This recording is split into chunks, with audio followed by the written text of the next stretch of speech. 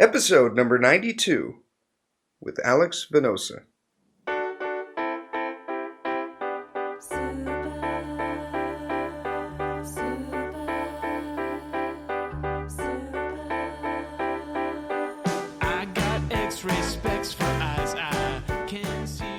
Welcome to the Heads Up Poker Podcast. This is Steve Barton. With longtime listener Mike Sneideman. Mike Sneideman. How the hell are you, man? Pretty good, Steve. Pretty good. What's new there? My bathroom is looking kind of like a prison cell right now. Everything's gutted out of it. My dad and I are remodeling it. How about you? Everything's pretty normal. Nothing new to report. I listened to the podcast you did with Mark. Nice work. That was very good. Thank you.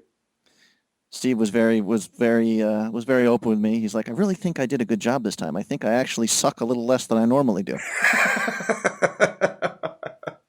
And no, I don't think you articulated it quite like that, Steve. No, but it was a good interview. Of course, having a good interview with Mark's not like the biggest challenge in the world. It's not like, He makes it so easy. It's not. You're not scaling Mount Olympus there. Let's be honest here. He's very very affable and loquacious, so he's easy to get going. Yes. Yeah, he was fun. Speaking of guests, I think I found us. I gotta beat my chest for this one. A good one today. Yes, Alex. You've been playing with him at Oceans for how long now? Just a few months. Not that often. He's a full-time student, but he used to be a full-time poker player. Okay. It's one of these things. It's going to be. I can't remember how old he is, but he'll talk about like poker in the old days. One of those guys that was grinding on stars when he's 14. So he's going to sound like he's been in poker forever, and on a certain level he has. But I think he's like 22, Steve. Yeah. It's kind of depressing. I can't remember in this show, like me and Carlos have like joked about, like, right now we're trying to catch up to the kids who are not even playing poker yet. Like if we're playing in 10 years, there's 8-year-olds right now who are going to be schooling us a decade. Who already know more about the game, on a fundamental level. So Alex is one of those guys that probably like, I don't know his backstory. We'll have to ask. Like, I don't know when he first started playing poker, but my guess is, he was real young. Yeah, he was probably just out of diapers, sitting on his mom's lap, tapping away on the computer. Me and him have some interesting conversations, which I thought would be not just simply like about hands. He's kind of philosophical about, the state of poker, where is it going? And he'll make little observations about, the card room altogether, the sociological observations about the card room, things that are important for a prospective pro to think about. And, I wanted to have an FOR in here, Steve, a true friend of Rampage. Yes. That's cool. Maybe we can let him into the circle of trust. I'm so unlikable, Steve. Anyone who can just, stand my presence, I consider a very good friend. Obviously. I've got no choice. I need to expand the terminology if I want. I don't want to be just hanging out there all alone. Well, you can count all your friends on one hand if you lost 2 fingers. So, yeah, it takes quite a bit. Jeez, Steve. Sounded gentle and self-deprecating when I said Was that a little dickish? Say it, ripping a couple fingers off there, It's good to have you back, man. We got to get our study sessions going again. We had that group text going with Doug and Carlos, and we got to bring Doug back on. Yeah, it sounds like Doug had a nice score here. Yeah, 11K. Third in a major for those 5-figure scores are not easy to get. No, there's few and far between. They're tough to come by. I probably get about 1.6 a year, I guess, for the last 5 years, maybe if I looked at the numbers, maybe. But I'm very curious to see what he. And Doug, nobody works harder at poker than Doug, so you got to feel good for the guy. I know. Yeah, and cool. I don't know. I mean, of course, we had him on. He quit his job to become a full-time poker pro. Then he had to get a job again, which I don't think is really a statement of how Doug is as a poker player. It's just, the reality of the economics of trying to make living playing poker. But I'll be curious to see how he's assessing himself and his career and everything, not just the one tournament, but, That was pretty sobering for me because it was like, wow, if Doug had to take a step back and get a job, what the hell kind of chance do I have, Yeah, I mean, I don't know how much of it is a variance and all that kind of thing. I'm not the one to assess these things, but yeah, exactly. That would show you how difficult poker is. That Yeah. it doesn't matter how much you study and how smart you are. You're not just except for maybe that special 1%. You're not just backing the money truck up each month and collecting the bills there. Yeah. Yeah. Yeah. So Yeah. how's your new? You were talking to Mark a little bit about your new job. You're all excited about that. That's Oh, good. it's fun, man. Everything is new now. Like we got a couple of fires last shift yesterday, and before I was like a trained dog, I guess might be. Everything was instinct. I've been doing the same job for 15 years, so I didn't even have Right. to think. You know, it was just like you just get off the engine, you pull the hose. There's just no thought process, you know. But now everything is new. Like I get off, I have to, you know, give a size up on the radio. I've got to take assignments. I got to be listening to the radio. I've got to be thinking about where's our hydrant so we can get water. Just everything is new. Well, isn't there some pleasure in just not having to think? So then you can just do your job rote memory while you think about other stuff, like how to expand your business. You know, I would say about year 9 or 10, that was cool. But then once you get into year like 12, 13, 14, 15, it's just the same thing every time. There's nothing to get your adrenaline going. You know, it just got super boring. And yeah, I mean, it kind of came down to that. I was using, you know, that I had to put that energy somewhere, and it went into doing the Amazon business or, you know, other Right. stuff. Well, it sounds like you're enjoying it, Steve. You enjoy every like adventure. Like you almost die in a plane crash, and like the next day you're like, man, I can't wait to go flying today. Yeah. Like it doesn't matter what comes down. Whoa, I've never been in this kind of burning building again before. You know. Well, the flames seem to be flying in 17 different directions at once. This will be a challenge. So it's good if whatever comes down the road you just see is exciting and new and fun and yeah, yeah. I've got 14 years left if I finish out my career with the fire department, and I thought you only had to do like fire department was one of those bullshit jobs. You only have to work 20 years and you're already sucking on the public tit forever. No, 30. You're gonna do 30. 30. Okay, Then well, you start sucking on the public tit. there it's pretty good. Yes, yeah. Oh geez, now I got a picture of Steve suckling away here.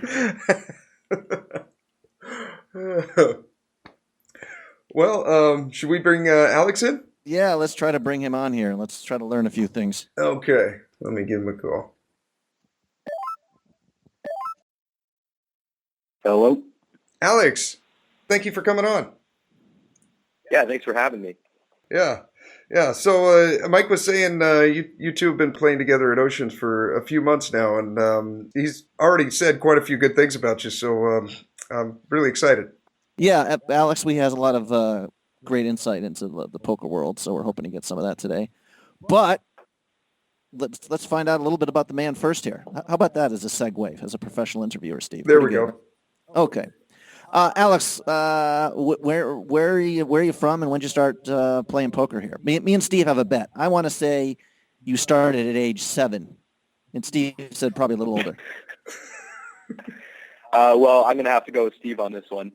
I grew up in the San Francisco Bay Area where I lived my whole life. And then I started playing poker at the age of 16, and this was in, I believe, 2009, late 2009. I started playing some home games with friends, and immediately we jumped to both online and live as well. And so through my later years of high school, I played a lot of both live and online. I started running a game towards the end and started to put together a little bankroll. Flushed it a couple times, of course, but, always got right back up. Usually my live profits were much, much greater percentage-wise because it's so much softer, so I would just shuffle those earnings back into online until finally I got it. And then Black Friday hits, like right after I turned 18, just a few months. So at that point, I had to decide, well, I guess, I could go to college. But like at that point, poker was my life. I was still in love with it. That's all I was doing all day, every day, leading up to Black Friday. And so I looked into areas that I could play live at 18, and I found the state of Montana, which has, I know it sounds weird, but it has a great poker culture, a lot of live games, and low cost of living. So I moved to Missoula, Montana when I was 18 years old, and I stayed there till I was almost 21. And then right before I turned 21, I moved back to the Bay Area, where I played at the Bay Area casinos for a couple of years. And then meanwhile, taking some college classes, and then decided to finish up my education in Southern California, in San Diego, which is where I live now. And I play probably 20 to 30 hours a week at Ocean's 11 Casino in Oceanside.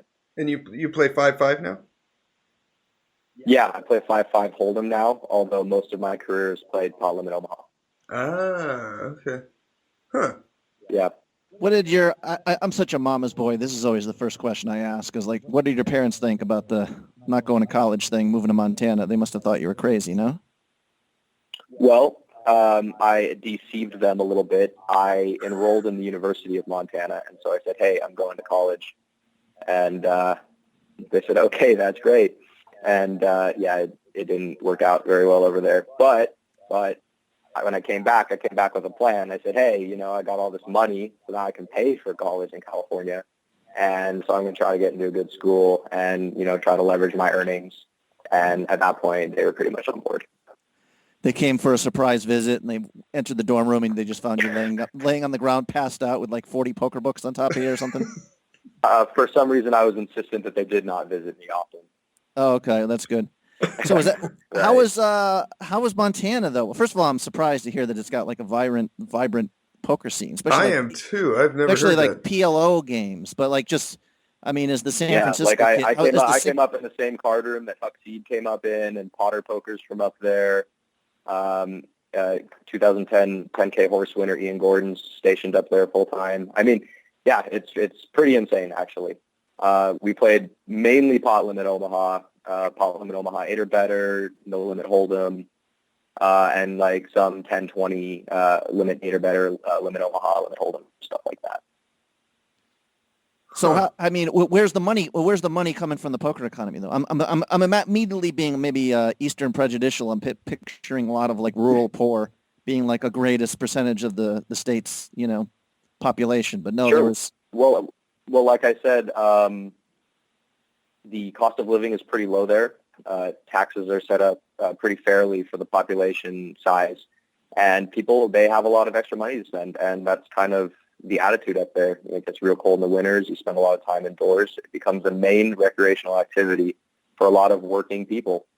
Huh. And the ratio of professionals to recreational players up there, and I'm not even joking, is maximum 3 professionals to 6 recreational players. Wow. Now, at Ocean's 11, in this day and age, at 5-5 no limit Hold'em, you'd be lucky to get that reversed with 6 professionals or professional type players and 3 true recreational players. Okay. Yeah, it's funny. Me and Steve talked about this recently, and some guy was saying, he's like, yeah, if you really want to make it as a poker pro, you have to live somewhere where not a lot of poker pros want to live. I don't know. Yeah, that's almost interesting, although you take a place like Los Angeles, which I believe Los Angeles will last the longest in this country for live poker. And you look at a place like Los Angeles, and it's not that they don't have pros there. They have the most pros there. It's that they have the most recreational players. So as long as you seek out places where people are okay playing poker for fun and aren't too concerned with losing, Right. you should be okay in the live scene. That's the most important thing, is that when people go home, they think that they got unlucky, not that they need to improve. Yeah. Okay. Now, your decision to go back to college, is this I don't know. Is this a midlife crisis for a 22-year-old kind of thing? Like, Jesus, I can't do this my whole life. I mean, is that? No, it's a lot of little things. Part of it was when I was 18, like I said, all I wanted to do was poker, and I would sometimes put in 60-hour work weeks and love every second of it. Wake up, go to the card room, grind till the game breaks. 20 hours later, 2 days later, whenever, right? And then go to sleep, wake up, start all over again, and I loved it. And and I was reading, and I was talking with people about the game, and that's all I wanted to do, right? But I guess I kind of got that out of my system a little bit, especially after you build the bankroll a little bit, and you see some of your other friends, and they start to do other fun things with their life.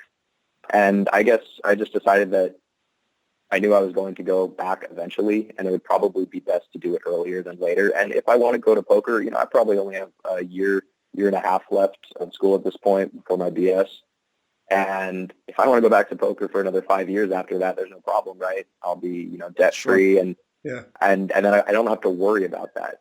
So I think I just decided to get it over with. Well, we had this conversation in Vegas. You rented a house for the summer with a bunch of your buddies, all poker pros, right? Yep. And I mean, my theory is that you're just going to have to be a poker pro, not just because you're good at it, but you get a glimpse of. Well, you had a buddy who had a big score, had a 6-figure score. Yep. He knocked one of the Planet Hollywood tournaments off this summer. So, I mean, not only just the poker and you see how good it is, but I mean, it's just, if you're good at poker, it's just, isn't it more fun and just easier than anything else you could do? Absolutely, it is. That's for sure true. Poker has the highest highs, which is kind of what we're talking about, but it also has the lowest lows. And, I was sitting at a 5-10 hold'em game at Commerce on my way back from Vegas. I don't know if I told you, Mike. A friend and I played for about 8 to 10 days at Commerce. We were on our way back. He was on his way back to San Francisco. I was on my way back to San Diego. So we decided to go through LA. And the games were fantastic. And so I was waiting for a 5-5-10 pot limit Omaha seat, and I was sitting in a hold'em game. And, I pulled some crazy bluff on this guy, and he folded. And I didn't show, but everybody, was wondering what I had. And I just said, oh, I'm a pot limit Omaha player, so I'm crazy. And they said, oh, wow, you're a pot limit Omaha player. Like, that makes sense. You really wear it on your face. I said, what do you mean? He says, well, I guess that you're about 27, 28. You look about 35. And I said, well, actually, I'm 23 and I look about 35. So great. I mean, you really wear this game physically. It's exhausting, especially live. Right. Well, that's true for sure. Yeah. So what are you studying again? It's something that sounds much too complicated for me to grasp, but you can try to explain it. Yeah, the writing on the degree is going to say pharmacological chemistry. Oh, what the hell is that? So what would you do that? Sorry, go ahead. You can do a lot of things with it. You can go to pharmacy school. You can go to medical school. You can go into education. Okay. Yeah. Okay. And so it's a pretty versatile degree. Definitely worth the investment of time and money if you decide to use it in the future. Interesting. So I was thinking something very different, but okay. So Yeah. are you more involved in like designing the next pharmaceutical pill, or? I could go into something like that, but I don't think I want to work that hard. Like Mike said, poker is so much easier than doing stuff like that. You really have to have a true passion for those things. And while I understand the mechanics of it, it's extremely difficult, and you really have to dedicate your life to it. So if I use it, I might go into education, maybe at a community college, somewhere that maybe has the summers off during series time. I don't know. Plans like that. Basically, You want an easy job where you seduce college girls and still play poker, like 1,000 hours a year, I guess. Well put. Are you single, Alex? I am currently single, yes. Okay. You hear that, ladies? Alex. Well, no, it's sir. not for lack of trying, but I'm always open to a fun evening. So that seems to be more my thing these days than the serious relationship. Steve, can we break my losing streak here and get me laid before we start worrying about guests here? For God's sakes, if there's any ladies listening, okay. From what I hear, Mike, you don't need any help. Well, I do okay sometimes. He goes in spurts. He goes in spurts. Yeah, he's running bad right now. So, a little 7-year low variance on the wrong side of variance here, but no. So I want to talk about Ocean's 11. I'm always talking specifically about the card room, and Alex immediately came in and opened my eyes to a few things. first of all, the games there are already tough, and you're saying it's just going to get tougher, and you're pretty good at dart. Well, you already expressed it before. You were like, LA will be the last place where poker still survives.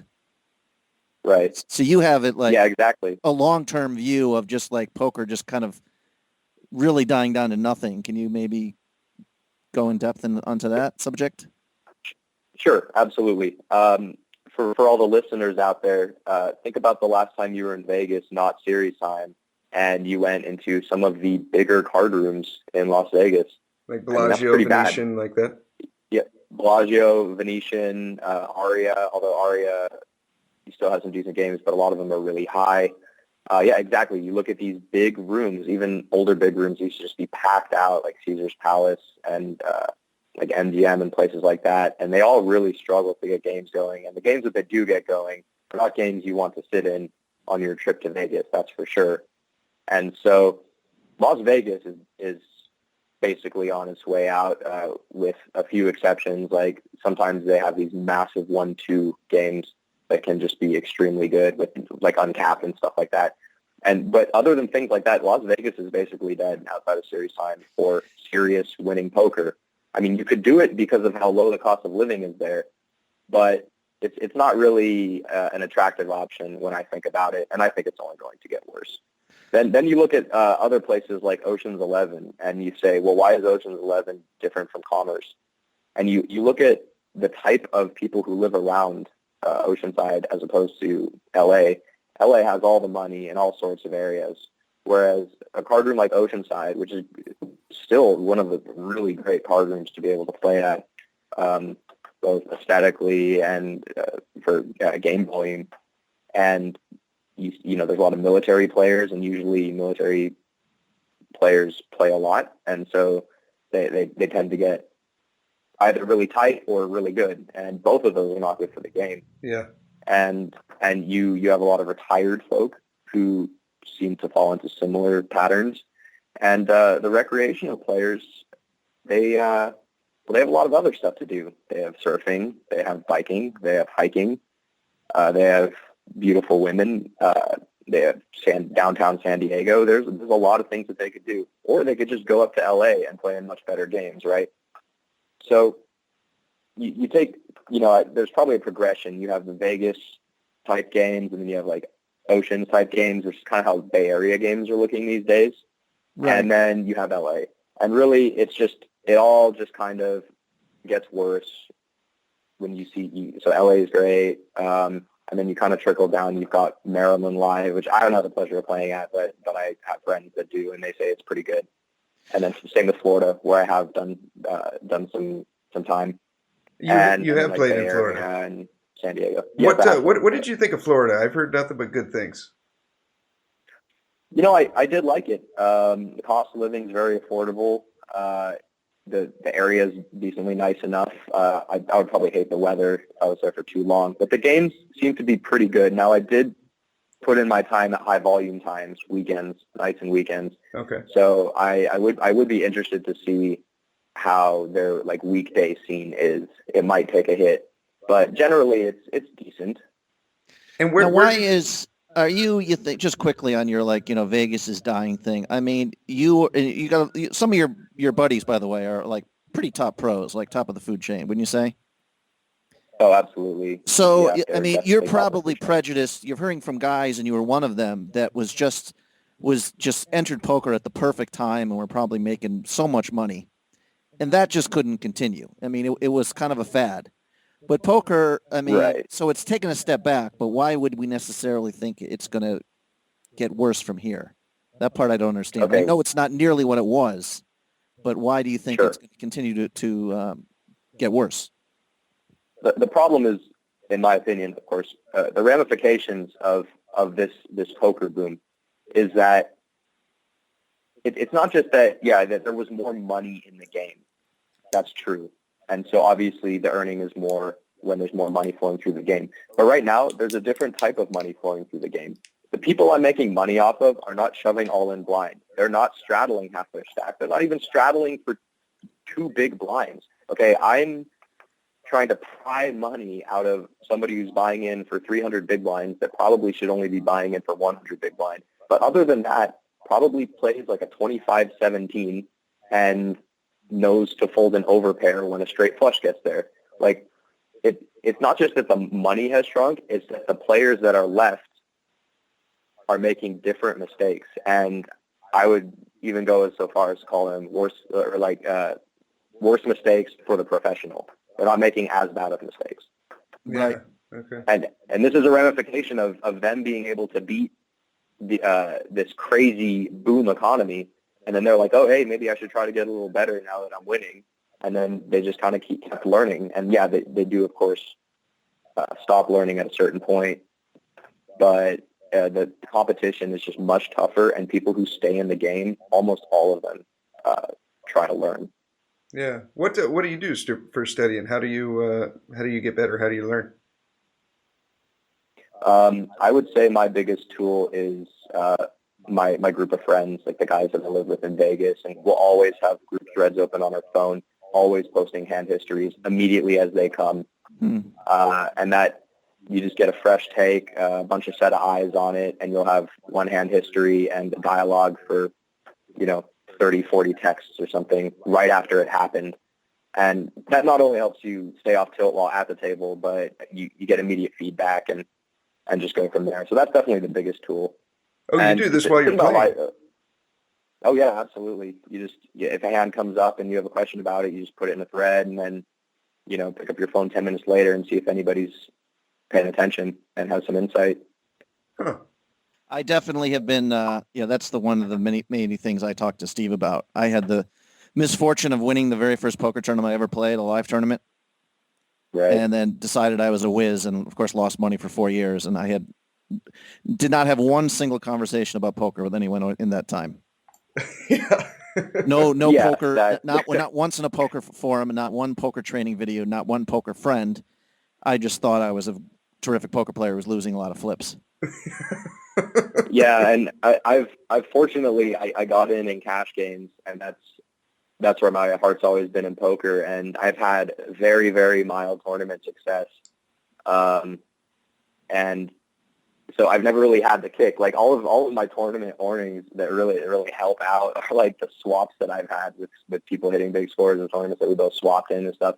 Like I've been in those spots a bunch of times where if I win this race, I go to top 3 or whatever, but I just, I lose the race. And so it's like a double min cash or something silly. So it's like a bunch of those things in my career. But I notice you don't seem to have a great deal of respect for us tournament guys, or I don't know. I kind of joked about it once in the episode, and I don't necessarily think you're wrong, but like at one point this summer, I was very proud, and I'm like, man, I got 9 cashes in 22 tournaments. You're like, enjoy it while it lasts. And then I was trying to explain. I was talking about my online ROI, and he's like, well, that's just variance. I'm like, no, dude, I've played like 2,500, 3,000 tournaments here. I'm a winning player. Let me point out, Mike, that most of our conversations in Vegas were at a bar. So, if I was like 10 deep, all I want to do is make you feel bad about yourself. So, right, okay, well, that's true, There too. is that part of it. But also, you're talking about your online ROI, and that's really great. That means you're good at tournament poker. But there's a difference, I think, between just being good at tournament poker and being able to make enough money at it. And all those factors are pretty much out of your control, right? And I just think that on its own, it's probably not feasible. I mean, obviously, World Series time, those tournaments look pretty good. Sure. Although they keep hiking up the rakes and messing with payouts, and I'm not sure exactly how that's affecting people very much, but I'd imagine it does change things. Being able to win at 2-3 is a greater asset than being a good tourney player. In other words. Yeah, and I think that's what it gets down to. Is like, you tell me about your online ROI, and like I said, that means you're good at tournament poker. That's what that means. But I don't know if that means you're good at making money. Like being good at 2-3, like that's just a money machine with very little risk, So like I feel like working on something like that while working on a tournament game for the summers is probably the best way to go. Right. It's more of a steady income, is what you're saying. Yeah, I'm sold on that. Exactly. Yeah, absolutely. Yeah. Okay. Because it's a great way to counterbalance the swings of tournaments, and also the sample size to get your actual earning, your win rate, it takes a lot less time to actually figure out in the 2-3 game.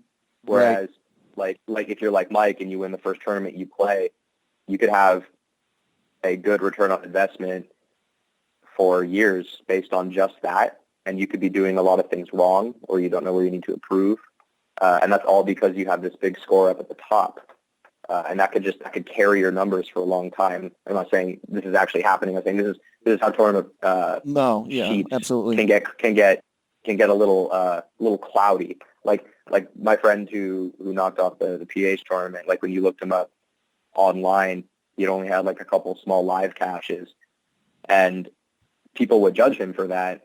But it's like, well, he doesn't play live tournaments. Like he only did that because this one was nuts. It had a great structure. Right. It had a great guarantee, and the field was just nuts.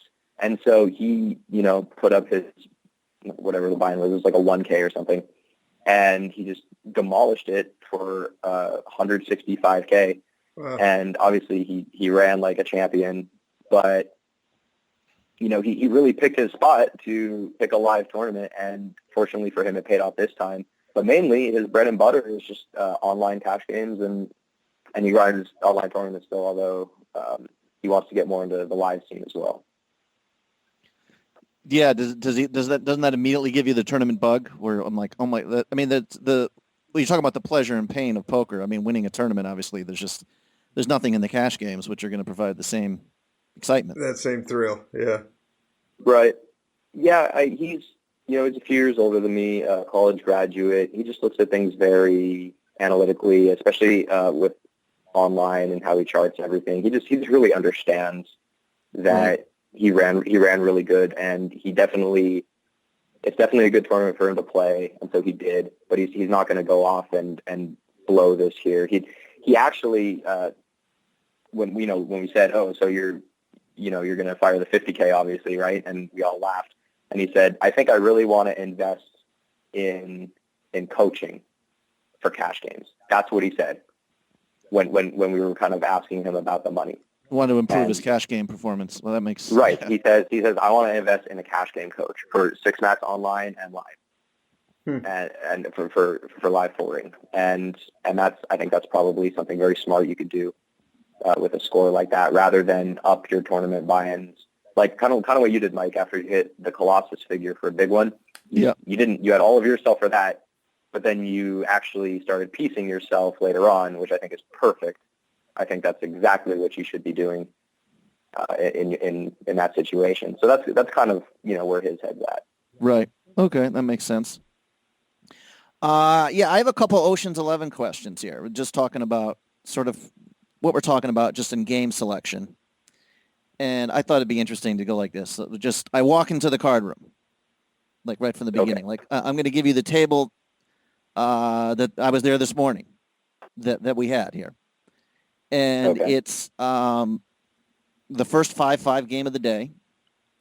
And I'll just describe the 8 guys sitting down and just how good a table is this. You've got myself and 3 pros who are there. The one guy who we know is like definitely the laggiest player there. I'm sure you know who that is. He says all in every 6 minutes, and but he's good at poker. Then 2, maybe really 3 other. Yeah, it's kind of funny how rarely is it more amateurs than pros here. This I think was one of the few times it was there. There was 2 other pros, both tight, solid guys. So those 3 guys, actually one of them buys in for 900, the other 2 buy in for 1,500. And then with myself, then the other 5 players, quickly, one of them is, I guess, the biggest fish of the day games. He's very gambly. He'll go and he'll play Pai Gow and then come over. I'm not sure if you know who he is, but he possibly not. Yeah. But you'd know if you saw it. But he buys in for 1,500, and he's definitely capable of like losing 3K in a day. Oh, but it's funny how you're right when you were talking about how people get better in the game. Like he's one of those. He's very predictable. Anytime you checked him, he'll bet. So if you have second pair in the river, you check, and he bets every time, and you call, and he can have anything. Oh yeah, these people still exist, but there's one of him to 3 or 4 professionals and you, right? Right. So there's already that, and then even the other players who are a little step up from him are able to exploit him, not to the same degree. Right. But it's not that they don't exist. It's that there used to be 6 of them at the table. Now there's Right. No, Yeah. and even him, he's like, I have to stop doing that when he bet on the river and got called. So right, and there's just no reason that he should ever stop doing that if he's having fun, right? right. Yeah. So basically, there's one bad player who you're definitely going to make money off. There's 3 very good players who I'd like to think I'm playing, in a neutral sort of way. And then the majority of the table during the day games, I'm sure, is they're kind of all, I mean, they're also, we'll just say the 5 day regs, who are, first of all, not buying. Yeah, they're called OMCs in live talk. Do you know what OMC means? No. No, what's that? It means old man coffee. Okay. Okay. And you'll find the same OMCs everywhere across the country at noon in a card room. They play around 5-5, they buy in the max, and they drink free coffee and play zero hand. Okay. That's a very good description. I like that. Yeah. So, I've got tons of them. Just you just wait. yeah, that pretty much describes it. Like I said, the old men coffee, they're not going to make any huge mistakes. I mean, if you're playing well, you should almost never be paying them off when they get their big hands. You're right, absolutely, and we'll get to them once you're done. So this is the average 5-5 game at Oceans. Sometimes it'll be tougher. You'll have a couple of one of the best 10-25 game players just happens to come in on the day. They're the one new kid who just moved to town. You know who I'm talking about. Yeah, I know who you're talking about. Yeah, he shows up and he's, I just don't want him on my table in any circumstance. But basically, 3 pros and maybe one really lunatic is throwing money around, and then 4 old men who are just not there to lose money. They're just trying to break even and hang out with each other while they watch. That's right. And drink. While they bet on the horse races watch or whatever. Sports, drink coffee, order a steak an hour. Yep, the whole shebang. So, on a scale of 1 to 10, how good is this game? For if you were coaching me, I mean, what if you could set up the seat positions exactly the way you want it, 10 being a great game and 1 being a terrible game, this is a solid 6 to 7. In this day and age, of course, that's all we can base it on. And the reason is because you can situate yourself so that you basically are removing yourself from the play of the good players and involving yourself in the play of the bad ones. And yeah, the great thing is there's a fish at the table, like a real one. So he will keep the game interesting and lively, and you do have a chance at a nice little session. But also you have, did you say 4 OMCs? Yeah. You have 4 OMCs, and the thing about OMCs is they usually have a lot of money, and so they like to buy in the max while they sit there and fold. But the thing is like you said, you can't pay them off, but they sometimes will pay you off. Maybe more than sometimes, depending on the OMC. I had a great hand where I stacked like queens or kings probably with the jack 6 of clubs. I made a risky investment of like $35 pre-flop, which wasn't even that risky because I raised the cutoff over 2 limpers to 35 or something, and then I got flatted out of the small blind, insta-flatted out of the small blind, and the flop comes 10-6-6, and I stacked this guy for $1,500. So you reverse those spots, I never lose to him. First of all, because he never plays the jack 6. But let's assume he actually has something else. I also never lose $1,500 when he has the best hand. So you have 4 OMCs who are willing to stack off with overpairs, and you have 1 fish. So if you can pick a spot at the table where you can take the play away from some of these superstars that unfortunately we run into far too often, you could take the play away from them and just put yourself in a position to play hands with the other players. Then this game is a 6-7 in this day and age. Now, where would you physically sit at the table if you could play God here and pick everyone's seat? What would the order be like? Who's on your left? Who's on your right? This is what it would look like. On my right would be the actual whale fish. Okay. And then all on my left would be all the OMCs because they're never 3-betting me light, Yeah. They will call and defend their blinds, so you can raise in late position, and you are probably going to get a lot more action than you should in later position. And with this configuration, the only place for the pros to be are also on your right, but 2 and 3 seats away, and then at the other side of the table at the opposite. So they can't take from you. You can isolate the biggest spot at the table, and everybody on your left is falling asleep after their 10th cup of coffee. Yeah. Okay. And they're only 3-betting you with good hands. 100%. And they're not only just 3-betting you with good hands. They might only be 3-betting you with 3 hands.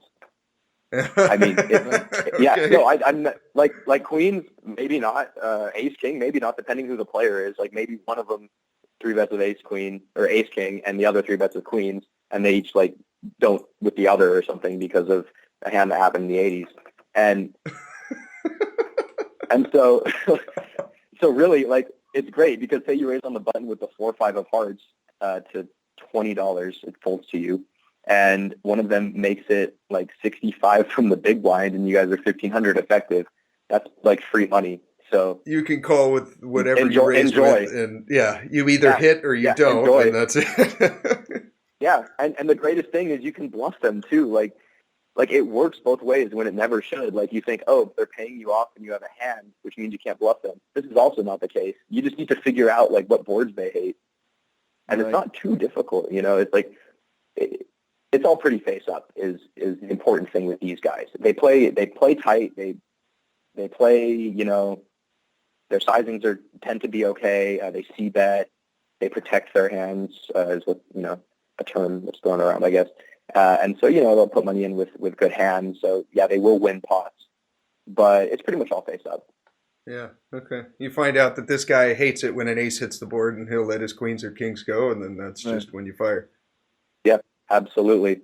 And that 4-5 becomes all of a sudden ace X in their eyes. Like, that's your whole range is ace X when they have kings and an ace hits the board. Yeah. Right? Because what else could you have? Yeah, nothing else makes sense. No, nothing else makes sense. Maybe a set. Yeah. Maybe. He must have a set. Yeah. Then they get real mad and yell for a waitress and order a steak, Yeah. Well, I think quickly, I think our old coffee dudes are a little better than that, you know what I'm saying? But well, you're right, but they're playing too deep. Yeah. They play fine if they had 100 big blinds in front of them. If they had 100 big blinds in front of them, they probably wouldn't make much money, but you probably couldn't make much off them either. But like once in a while, you're just going to get the whole thing with 95% equity, and that's going to make your month, right? So, and it doesn't, it's not so infrequent if there's 4 or 5 of them at the table. Yeah.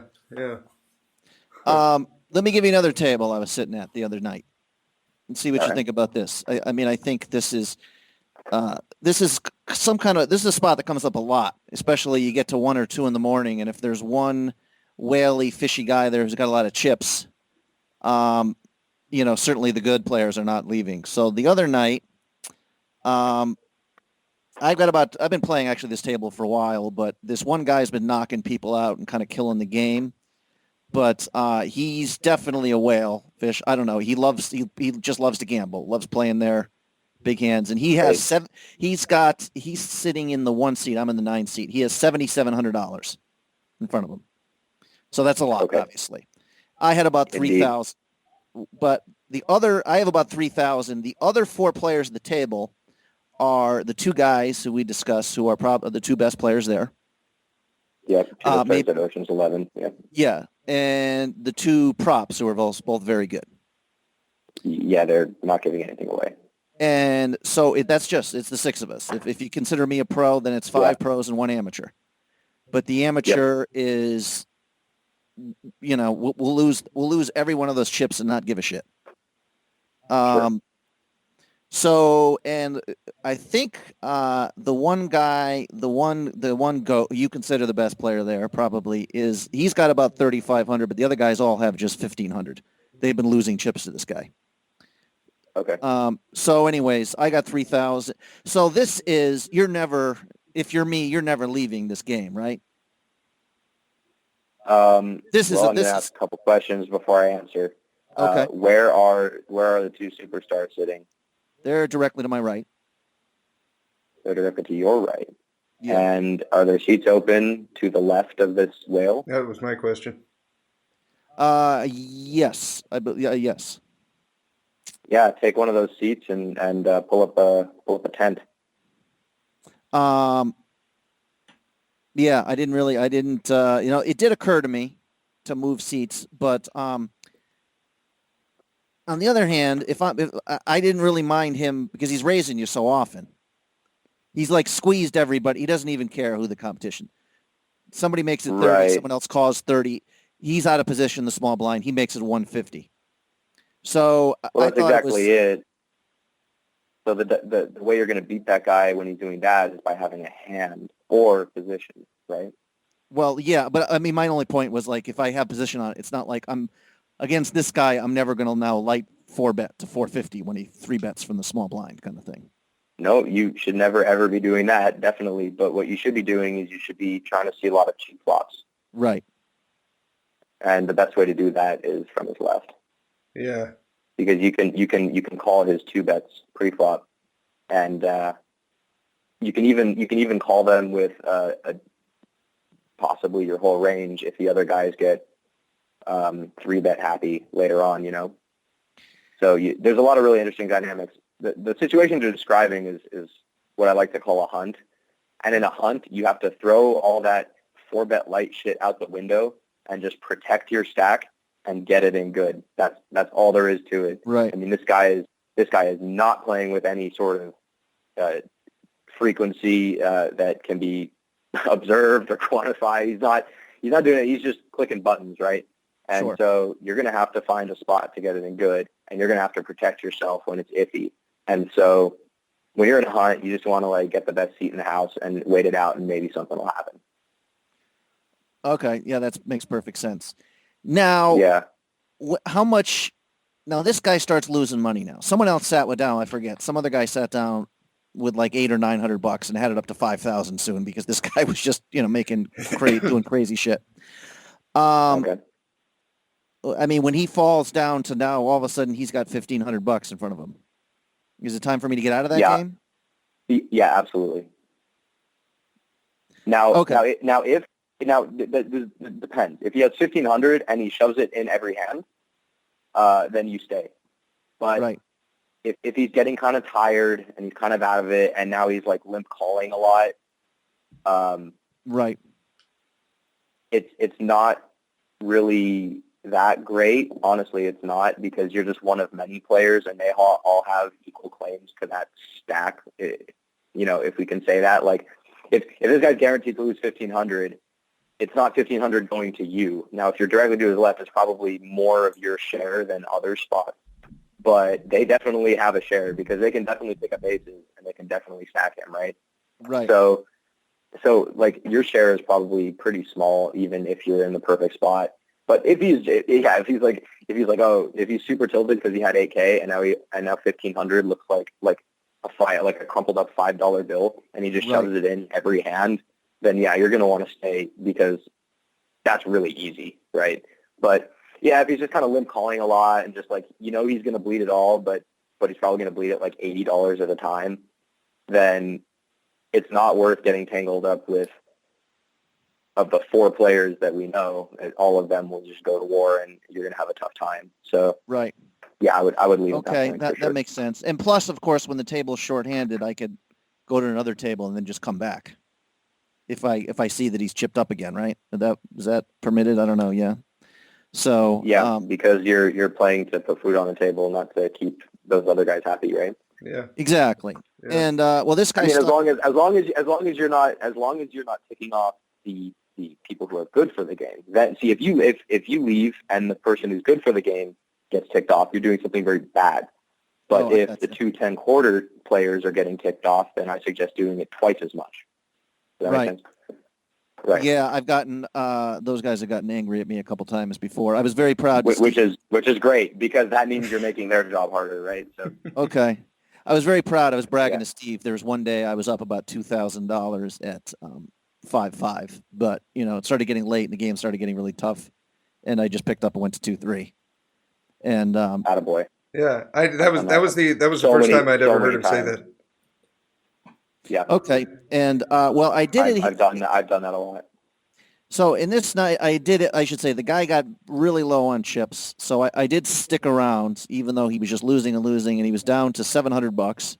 And quickly he raised $50 under the gun, and without looking at his cards, Nice. and I made it. I had jacks in the big blind and made it 200, and he shoved it all in with $700 something without looking. And this isn't really a bad beat story. So what's the question? You call, right? And because you have jacks. No. Oh yeah, no. Well, no, he didn't look at. My point is, I was sticking around for this moment, and I did lose it. He had an ace, and it was like runner quads, and he had his ace, so it was ridiculous. But anyways, Right, and but that's exactly why I said that even at 1,500 you should leave, because like that's going to happen. And that's like the only good thing that could happen in that game, right? Like literally the best thing happened in that game. And all you're doing is getting in jacks versus ace-x with 70% equity for a $700 pot. Meanwhile, this might take 2 hours of playing with 4 of the toughest players in the casino. right. Yeah, that's a good Right. point. So Right. in that 2 hours, those guys, I'm not saying that you can't hold your own with them, but they can run good. They can hit cards. They can play position. They might give you trouble in some spots to where it's not worth the 700 Sure. that you may win the 70-30 with, right? Now, if he has Well, 3K and you cover, that's way different, because now we can start to think, okay, this is actually really doable here. This is worth it. But 1,500 or less, with those guys, you replace those guys with OMCs, you stay until he has 0, because those guys are never going to challenge you. You're just going to wait this guy out. Right. Yeah. Precisely. Yeah. Anyways, I lost that hand, and I stuck around for. Then he did start chipping up again. And next thing you know, had 3,000 or 4,000, but I left that table up 1,000 and played 2-3, and then won $150 there over 2 hours or whatever. So. Right. I mean, the whole idea like that he chipped up, that could happen. That what you want to avoid is being in too tough. The other players being too tough. Don't think because there's like the game is being built around this one idea, this one person. Right. That just makes it good for you. Like those guys can give you trouble. I know it. I know they can give you trouble. It probably gives everybody the trouble. best players there. These guys are remnants of like a poker mindset that's like incredibly well tuned. I mean, these guys are older than me, so they got into it earlier, and they got a lot of stuff behind them. They have a lot of money. They have a lot of talent, and they know exactly what they're doing. And it's like, yeah, there's one fish with 15, but you could always just have an ace, right? Yeah. Right? Okay. Yeah. I mean, why not? Yeah, these guys are like obviously you got it in good, and it's a great spot. It's a dream, but like you could always just have an ace, and then it's not even that great, and you're just like, oh yeah, I guess that makes sense, because it could also just be a king or a queen, right? So yeah, but I just want you to got it in with like the top 5% of your range, and like he had just said 30% with like, I don't know of the random hand distributions that include either an ace, a king, or a queen, or a hand that either flips with jacks or is actually better, but there's probably quite a few of them out there. So. Right. Right, yeah, top I mean, 5%, basically, less than top 5%. I think my overall instincts about the situation were right on, where it was like, regardless of how tough the other people are, if he's got $7,000 in front of him and I've got 3,000 where I can win a massive pot, then this is just a great game. I can't leave. But as he started getting shorter, it certainly was less appealing. Yeah, that's exactly right. Because the thing is that you can afford to fold more to everyone else at that table, because the payoff when you do play against him is much higher. Whereas when the payoff when he only has 1,500 or below is that small, now when you're raising like ace-9 suited from middle position and one of those guys 3-bets you, like now you're like, okay, well I guess I have to 4-bet now, because otherwise what am I doing here, right? And so of course in that game too. I'm sorry, go ahead. Yeah, and so now you're 4-betting these guys when they're in position on you, and meanwhile this fish is sitting there with like $800. So like you're risking 3K with the best players and Sure. south of LA, and to win 700 from a guy who could have an ace. Yeah. Right. Yeah. Yeah. Pretty well said. Yeah. And of course, if I'm like, as you said, me being in stack preservation mode is the right way to go. The other guys there are going to sniff that out pretty quickly and start attacking me even more too. So That's exactly right. Yep. I want to bring up not even a couple hands, just talk about, I know this is like very kind of theoretical stuff, but this is when you're at the table, I want to ask you a question. It's like, it's not even like big, like what would you do in this hand? It's like, do you call from the small blind with Jack 9 suited here? That, basic pre-flop questions. But this is, I mean, like, how to play against the best players on, I guess here. Just the other night here, there are a few of these spots that just came up. I mean, maybe this is like a manhood. If somebody's opening every pot or squeezing every pot, that's considered like exploitable. You're supposed to be raising them. But maybe how sure. far? Sorry, go ahead. It's complex, but yeah, I guess that's the idea. Generally speaking, you can't have it. Yeah, generally speaking, but it's obviously very complex. But these guys even are like the one super lag pro during the day. I don't know if I told this hand to Steve. It's like, and he's just raising just constantly and punishing limpers. And he had 3-bet and I hadn't 4-bet. I hadn't played the one with the new baby, right? Yes, and he had three. Okay. Someone had opened. He 3-bet, and I hadn't played a hand in 30 minutes, and I 4-bet him, cold 4-bet him. Someone made it 20. He probably made it 80, and I probably made it like 250. And he like turns to me. He's like, "Are you one of?" This is what we hadn't played much. He's like, "You're one of those guys that thinks just because you haven't played a while, I'm going to believe you." And he immediately made it like 600. He 5-bet me, and I had like king 6. I had a suited king. I think king 6 suited. I thought the block or whatever. And he 5-bet me, and I folded, and he flipped over 2-7. Oh. So yeah, what that gets down to is, I think you probably picked a pretty decent spot to go after it there, and I don't think there's anything wrong with that. Actually, I like it. I've actually done that same sort of thing to him quite a few times, because like you said, you hadn't played a hand in a while, and I think it's good to balance against him there because you will get him to go 600, not with deuce 7 as much, but with maybe hands as bad as queen or jacks when you actually have the real hands. And so I think that's good to have that in there, but don't feel obligated to try and take away his table rank as captain. Right, sure. Because there's a lot of other money there, and he certainly knows what he's doing, and he protects himself very well. And he has deep pockets, and he's aggressive. And so it's like, it's definitely good that you're balancing with him there because that'll get you a lot of action. That's kind of our dynamic. And so if he's the only one doing stuff like that, then you don't have to take every spot. But it's good that you're balancing. The thing I would probably lean towards with him is flatting a lot more in position with good playable hands. That you could definitely 3-bet or even 4-bet, but I think you'll have a pretty comfortable time if you're seeing flops in position against him as well.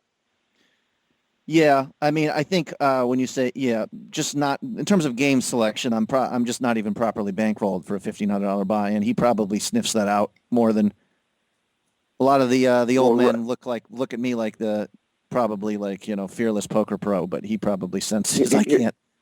Here's the thing: is you say 1,500 buy-in, and I say what are the blinds? For example, if you were playing a 1-2 game where you bought in for $1,500, you're easily rolled for that because of the size the game is playing. And ideally, a professional wouldn't make a mistake for that $1,500. They would just always have it when all that money goes in play, right? And so that obviously decreases as you go up. Like the 5-10 at Commerce is a 1,500 cap. And yeah, you're probably not rolled for that because a lot of chips move around in a game that size. 150 BB cap in a 5-10 game, an aggressive 5-10 game, that is big. However, 5-5 is kind of in the middle of these two scenarios. You have 300 big blinds. So if it was 5-5, 100 big blind cap, you would for sure be rolled for it. And so just by buying him 3 times doesn't mean you have to have 3 times the bankroll, because it's more big blinds, and the better you are, the better you protect those big blinds. And so that's what's really great about this 5-5 game is the buy-in cap is the same as the 5-10 of commerce, and the bankroll requirements, I would imagine, are about 50%. Right. That makes sense. Right. I mean, I guess my only point was like to play optimally against this person. If you want to attack the guys who are exploitably wide, I mean, if it requires a light 5-6 betting range on my part, I'm just not going to have it.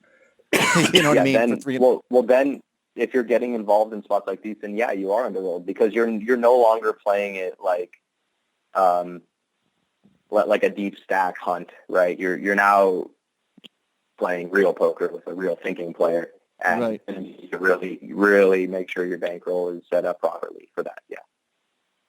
Okay, that's good. Now, so just like in terms of specific ranges against this particular guy, or if we want to talk about the 2 goats, like they're going to, I mean, maybe this is the tournament guy. Like they're raping my blinds, but you know, if they're on my button, they're raising 100%. They're every time it folds some of their button, they raise. When you're in the big blind, you're saying? Well, anybody. It doesn't matter. Anybody. Yeah. Oh, okay, I mean, I do that too. So, no, I wasn't suggesting he was a character. I mean, for me personally, or for anybody, I mean, what am I defending with? Am I 3-betting? Or maybe I'm thinking, you know, I shouldn't even 3-bet aces and kings here, because I'm just. Should I have no 3-bet range? I would 3-bet your normal range, but I would also balance it with flatting that whole range as well from time to time, because they are thinking players. So I would 3-bet aces and kings more often than I would flat with them, but I would definitely flat with them, because I don't want to play queen 10 suited against these guys, but I'm not just going to fold my small blind when they raise the button and I have it. And then if my option's 3-bet, I don't love that. I'd much rather have a hand with a blocker like ace 4 suited or king 10 suited, something like that. Because queen blockers don't really mean much in Texas Hold'em. But kings and aces, they do mean something. And so, yeah, you can definitely balance it. I would just say, like, try not to 3-bet too light against these guys, like, for value. If you're like, okay, they're opening 100% of hands, and you pick up a hand like Jack 9 suited, obviously, playability-wise, if you 3-bet here, you are making money, of course. I mean, you have a very playable hand. You're going to see bet. It's all good. But it's like you don't have to take the spot. Like, if you fold, you just lose $5, and you can, like, take the whole next round or your whole next session trying to get money from a lot easier spots. Or you could flat, and flatting's not great, obviously. But you could, and try to, like, rope in the big blind, or if the small blind called, then you can definitely flat with hands like that. Really just try not to give them many spots to play you in position, because you're going to be in position all the other hands. Yeah. So it's okay to give up. It's okay to give up these little spots here that I know that online itchy mouse finger of yours looks down at, you know, all these blocker hands and all these, like, you know, hands that play well after a 3-bet, like ace jack and stuff like that in this dynamic. And I know you're just itching to get in there, and you're like, oh, you know, easy and get it in. But, you know, these guys are so good and they're so confident that you don't have to. Like, you can give a little up here to just be more comfortable with your session. Right. Well, yeah, basically, exactly. Queen 10 suited would be the perfect hand where, like, I'm just flatting, but I'm also just kind of hoping to get a piece of it, or I'm done with it too. Which, right. Like, overall, and the thing is when you get a piece of it and you're out of position, you don't even get that much in the long run. So if you fold it, it'd be like, okay, that's not a huge deal. Right. Basically, I like to judge, like, if I'm in the small blind, I like to think of how often the big blind calls. And a lot of times, like, the big blinds love to overcall and close the action. They love it. They'll do it with tons of hands. Jack 7 offsuits all the way to ace 5 offsuit, anything. Shit, sometimes even like a 5-6 offsuit, stuff like that, you know. And so they'll love to close the action in the big blind for $15 for a $60 pot, right? And try to hit big. And if you can kind of feel that guy out, and you look down at those hands, it's a great spot to flat. Absolutely. But if the small blind folds and you're in the big blind, you could fold those hands sometimes. Okay. I guess, yeah, just, it seems like these spots are just, they were coming up a bunch the other night where one of the two best players at the casino there was just, opening my button again and again. And I was just calling. I was always getting a pretty good hand. I was always getting ace 10 or king 9 suited, and I never 3-bet them. I just kept calling and missing at the flop every time and just kind of giving up. I don't know if that's long term. That's bad. If you have a hand like ace 10, you don't have to fold a lot of flops. You can call most flops and most turns. Why is that? Because ace 10 has a lot of value against a 100% button open, and these guys have a 100% c-bet, if not very, very close to that. It's probably 100% c-bet. And so they don't narrow their range at all from pre-flop to on the flop. Sure. And it's hard to connect with a lot of flops. So if you have a hand like ace 10 and the flop comes 9-7 deuce, you can never, ever fold to a flop bet. Yeah. And you probably can't fold to most turn bets.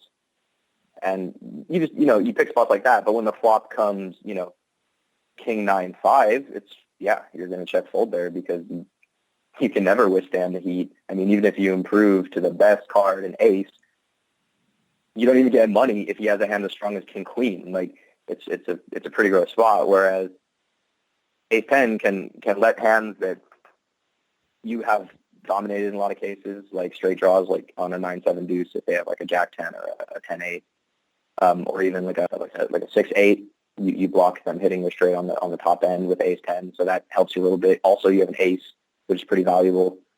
Both of your cards make you an overpair, top pair, excuse me, and all of those things hold a lot of value, and usually they give you a pretty good price with their c-bet. They usually bet about 60%. So just look for good spots to play those hands for value. Okay. In fact, you're likely to make a lot more by doing that than when you actually hit an ace, because when you hit an ace, they know what you have. I mean, it makes sense.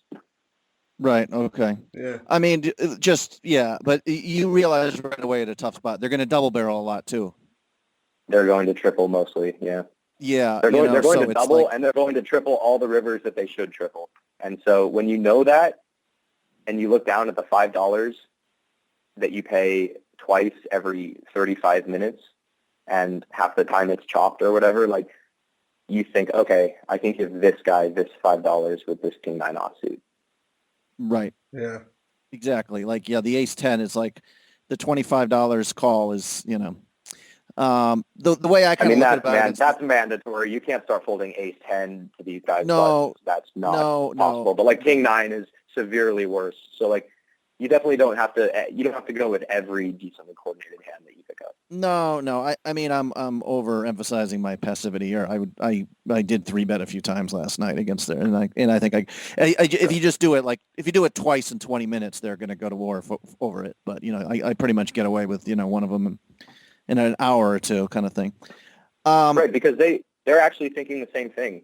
Even though you don't play 10 quarter with them every week, you're playing in a 5-5 game with them, and they know that you have chops and you are a thinking player, and they know that they might get into trouble, and that, of course, you can always have a hand too. You're not just always bluffing.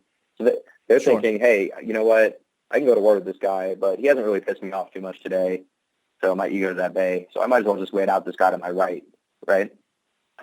Exactly. So, I think, if you pick your spots like that, then I think you're going to have a very healthy relationship with these players. Okay, great. To go to one more table here. Now, I haven't put a lot of hours in at 2-3. I told myself, per your suggestion, make 2-3 your friend is what you said, which I thought was good advice. But let's just, if you can't, like the 2-3 game I sat down today, here's the, this first hand I saw. And this is kind of a hand where you'll see like again and again, like I'm in middle position, under the gun limps, 2 other people call, $3. I get king 10 suited from the cutoff. Okay.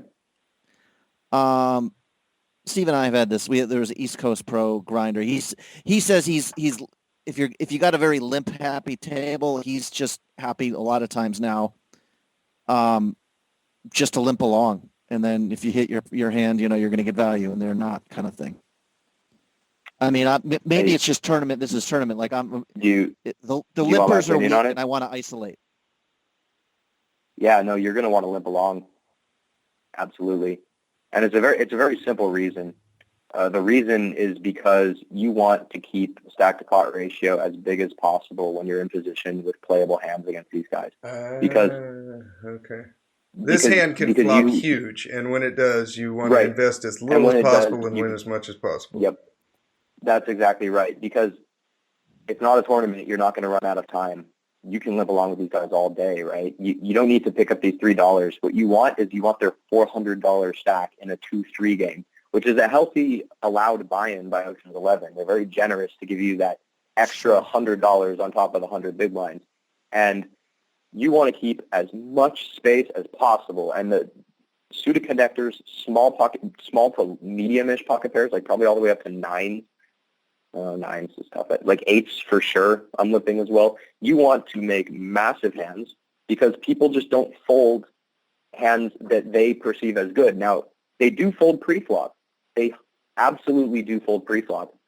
And so, you're going to pick up $3 with the King 10 suited, and you are going to get better hands to fold.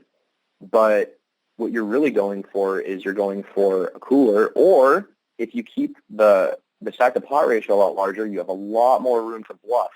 So if you sense weakness, your bluffs will work a lot more against these guys if the pot starts small. Whereas if you squeeze to a reasonable amount, which is probably like $16 because you want to build a pawn position, and they hit like a pair and a gut shot or a pair and an open ender or something with their 10 jack, they may never ever fold. And then like by the river, imagine you don't have King 10 here.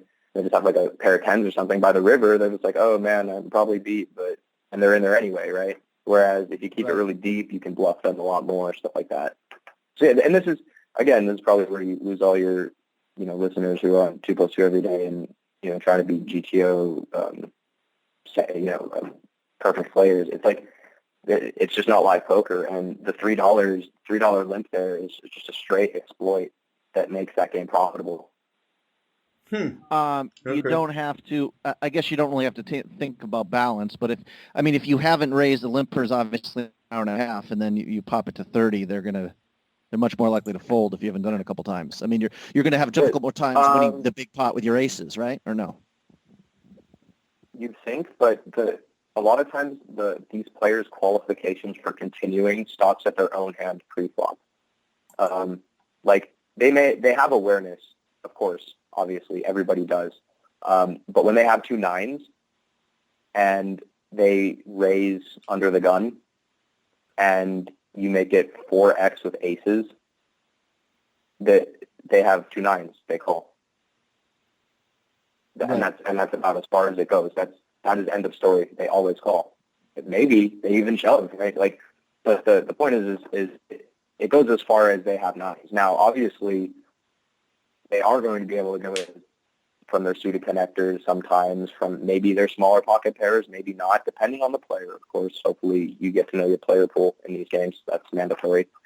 Sure. But, yeah, a lot of times what it gets down to is their hand qualifications are very like a light switch. They're either on or off.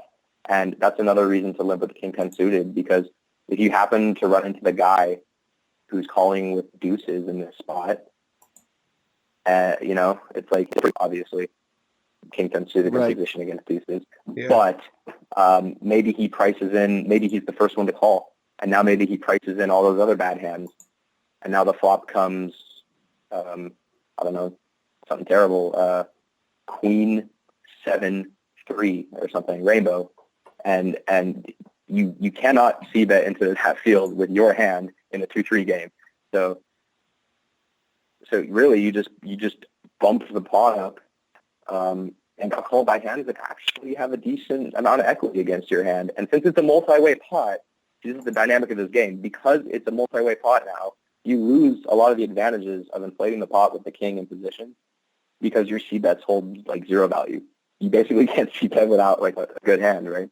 Right. And so, and with this being the case, you can predict a lot of these trends happening. Right? You're like, okay, well, the guy who limped first, is going to call my normal sized raise with everything. And then this guy next to him is going to think he's priced in now because this guy called. And then the last guy, who may have actually folded at most points in the hand, gets to close the action. So obviously he's in too, right? Yeah. Well, yeah, so like this is a common theme in games like the size of 2-3, very common. And so, like, with that being said, when you do pick up aces and you just smash it to 16 or 20 or whatever, and you get 4 calls, you're like, awesome, this is great. Somebody hit top pair, please. You know? Right. Yeah. Well, this would be a good example of, I actually popped it to 30. So this was my response to what you're saying, how they never fold is, well, when I'm squeezing, I'm just going to make it bigger where they can't. And the button overcalled, and then one of the limpers called. So there was 90 something. Yeah, your hand loses all value if you miss. Yeah. So, and it was a queen 9, actually picked up a queen 9X flop, and I bet 50. Okay. Yeah. And the guy who only had $200 left, shoved it all in. Yep. And you probably have to call sometimes there too. So like, and now that's really shitty, right? Here's the thing, like you were in your thinking process, which was correct to get your goal. You thought, oh, I'll just make it bigger and then they'll fold. See, you win $11 a large percentage of the time by doing this, right? And by the way, they take like a lot of rake pre-flop in that 2-3 game. So sure. Be careful. But so you win $11 a lot of the time, but you stack someone a very small percentage of the time. But when you just limp along with them or make it, even just bump it up like to maybe $6 to maybe get a small blind to fold, I don't know. I'm not into that, but some people who I respect have talked about that sort of thing in games like this, and I suppose it's possible. Because you don't get yourself into the stack depth trouble as quickly, but you're still at least putting in a raise there and keeping the initiative. Trying to get the button to fold and hopefully the small blind. Yeah, right. You hopefully clean up your position. Maybe the small blind will fold some of it. And also, when the flop comes to king 10x, you can quote unquote c bet, and people will be like, oh, he's just c betting, right? Whereas if you limp and then you fire in, they'll be like, oh, maybe he has actual hand. Whereas now they'll just give you credit for like your entire range because you raised pre-flop, and that's again close because you made it like $8 or something. So those are little things you can play with depending on tables and stack sizes. But in those games, you really just want to, with hands like as beautifully playable as king 10 suited, you want to just be able to make massive hands or have as much fold equity as possible. And the ways to capitalize on both of those things is to have the most room behind you to play. You don't really want to inflate pre-flop when you're not that deep. Yeah, now what other hands are you putting in here? I know you said like small pocket pairs up to 8s, maybe like all suited broadways except for ace king, Except ace for the good ones, yeah. So basically, yeah, nines plus. He's saying suited. 9s plus is the only thing you don't limp behind of your playing range. You have a very narrow. Yeah, absolutely. Yeah. Well, you got to raise with ace king, nobody's there, right? going to exploit. Well, yeah, that's in 9s plus. That 9s plus ace king ace queen. Oh, yeah. Okay, 9s plus ace king ace queen. But you're limping along with ace jack. I'm depending on how many callers I get. Ace jack is depending on the table dynamic. Ace jack can certainly be a raise, or I guess I'm not ever limping with it. But sometimes, mostly I'll raise with it. Sometimes I'll fold it. Huh. I'll fold an ace jack offsuit if there's a 0% chance that I'll get folds. Wow. But usually a raise is going to work out just fine if you're late enough in position and the limpers are weak enough and the stacks are okay. I'd say that my favorite hands to throw in there, other than the ones we touched on, are suited wheels. Are the what? An ace. The ace wheels, the suited ace wheels. Ace deuce through 5, the suited, those play extremely well in these scenarios because your draws are usually nut draws. Even the wheel ones are second nut draws technically, but they're pretty nutty. And the flush draws are pretty damn good too. And also, if you're kind of later in the limping chain, and you flop aces up, you can catch a lot of other aces in there because they have them. It's crazy, but they do have them in there. They are over limping with ace-x hands. So you can just play those hands really, really well in position. And usually when you miss hard, and so you just fold, and you only invest a little bit. So those are probably the best hands to deal with. Also, any suited no-gappers from probably 3-4 and up, obviously you can do this with, because you're investing a small amount, and their stacks are available. It's not like if you did this at the 5-5 level, their stacks wouldn't be available. If you kind of played this strategy, people would just not pay you off, even some of the weaker players. But at this 2-3 game with the buy-in of 130 bigs or whatever, the stack is available. Yeah. In a limp spot, pre-flop. Yeah, that makes sense. And so you're investing the least amount and the stack is still available. So that sounds good. Getting to know a player pool. I don't know. Are you? It occurred to me a lot of times. I think I'm using people in just general categories. Like, this is a pro, this is the old guy who's tight, and this is the guy who likes to bluff. I mean, I don't know. Can you think of any hands like real? For example, I mean, the goat at our place once was telling a story about to me, who actually saw the hand where a guy had raised on the turn and he had shoved all in. And this guy folded aces. He's like, "You must got me." And he turned over and it just looked like an absurd bluff because the guy who had the aces just was getting such a good price at this point. Like, so much money was in. He's like, "No, this guy's always worried about the flush. He's a flushophobic kind of thing." Absolutely. So do you do notice shit like that? Like, specific board textures scare some players more than others? Coming from a pot limit Omaha background, this is a mandatory practice. I got supersonic speed that I used to run to you. I stretch my arms for miles and miles and wrap them. Okay, we're going to tease that one and have to get back to that next week. We continue talking for another hour and a half, so you're going to have to wait until next week to hear on that one. Before we go, I want to tell you a little bit about Elliot Rowe.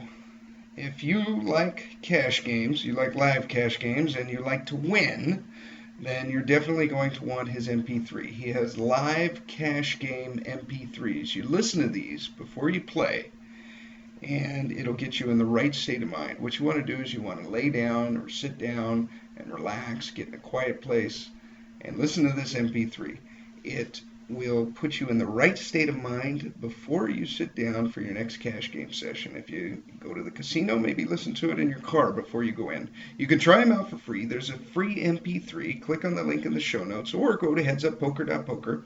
Click on the Support Us tab and scroll down and click on the Elliot Rowe free MP3. If you use the code HUPOKER, you will get yourself 10% off if you purchase one of your cash game MP3s, and it'll kick a little something back to your favorite podcast. So, thank you for tuning in, and here is your weekly motivational speech. As you begin to feel that you deserve it, your passion and goal is so strong, the fears won't matter. What are the things that you fear that's been keeping you from living your dream, that's been keeping you from doing some things that you would like to do? Let's think about those things. And how do we begin to handle that? Abraham Maslow said that the life is about growth. And he said, you can either go back to your comfort zone, and there you won't find any growth, or you must be willing to go forward and face your fears again and again and again.